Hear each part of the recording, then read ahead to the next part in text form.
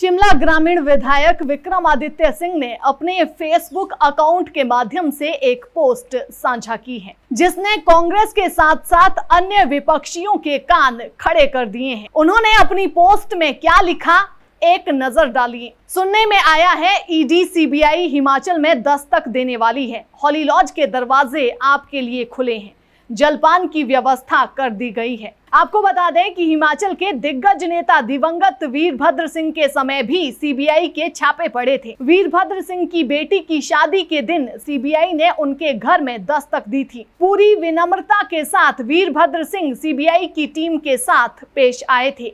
बात 2015 की है। हिमाचल के पूर्व मुख्यमंत्री वीरभद्र सिंह की बेटी की शादी हो रही थी। तब इनकम से ज्यादा प्रॉपर्टी रखने के मामलों में सीबीआई ने वीरभद्र सिंह के घर पर छापेमारी कर दी थी।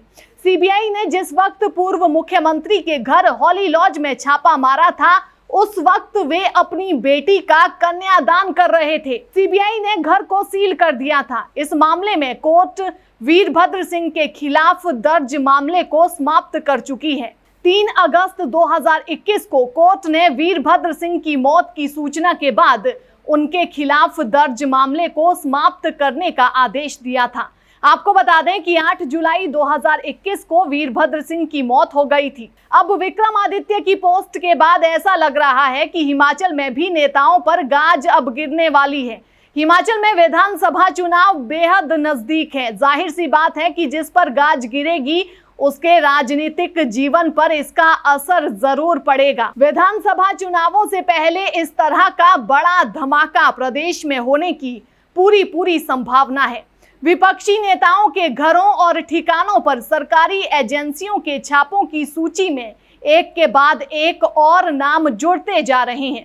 कहीं ना कहीं विपक्षियों में इस बात का डर भी है। आम आदमी पार्टी का आरोप है कि भाजपा की तकलीफ ये है कि जब पूरे देश में मोदी के अश्वमेघ घोड़े को कोई रोकने की हिम्मत नहीं कर पा रहा था, तब राजनीति के नौसिखियों ने नरेंद्र मोदी के करिश्मे और अमित शाह की चाणक्य नीति को ऐसी पटखनी दी कि भाजपा दिल्ली में 32 सीट से घटकर 3 पर आ गई और आम आदमी पार्टी को 70 में से 67 सीटें मिली थी, जो ना भूतो ना भविष्यते वाली स्थिति थी। उसके बाद आम आदमी पार्टी को कमजोर करने के लिए मोदी सरकार ने ढेरों काम किए, लेकिन वो 2020 में एक बार फिर बम्पर बहुमत से जीत कर आई। 2022 में तो उसने पंजाब में चमत्कार ही कर दिया और 92 सीटें जीतकर राजनीति के धुरंधर खिलाड़ियों की दुकानें तक बंद करवा दी।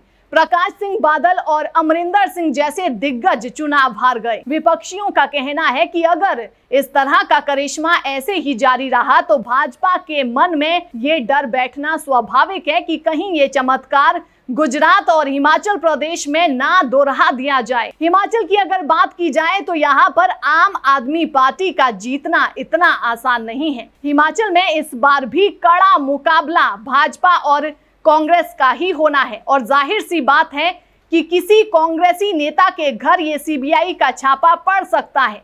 हालांकि सभी कांग्रेसी ये कहते हुए नजर आ रहे हैं कि वे सीबीआई और ईडी की जांच से नहीं डरते, लेकिन अंदर की बात कुछ और है और होगी भी क्यों नहीं। विधानसभा चुनावों से ठीक पहले इसका कितना असर किसी पार्टी या नेता पर पड़ सकता है, इसका अंदाजा सभी को है। विपक्षी लगातार ये कहते नजर आ रहे हैं कि नरेंद्र मोदी और अमित शाह ऐसे नेता है जो हर हाल में चुनाव जीतना चाहते हैं और विपक्ष को सत्ता से दूर रखना उनकी सबसे बड़ी प्राथमिकता रहती है। उसके लिए हर तरह की तरकीब, नैतिक हो या फिर अनैतिक, आजमाने से गुरेज नहीं करेंगे। अब इस बात में कितनी सच्चाई है ये तो कभी ना कभी सामने आ ही जाएगी, लेकिन ये जरूर है विधानसभा चुनाव से पहले कुछ लोग चुनावी मैदान में नहीं बल्कि कोर्ट में खड़े नजर आने वाले हैं।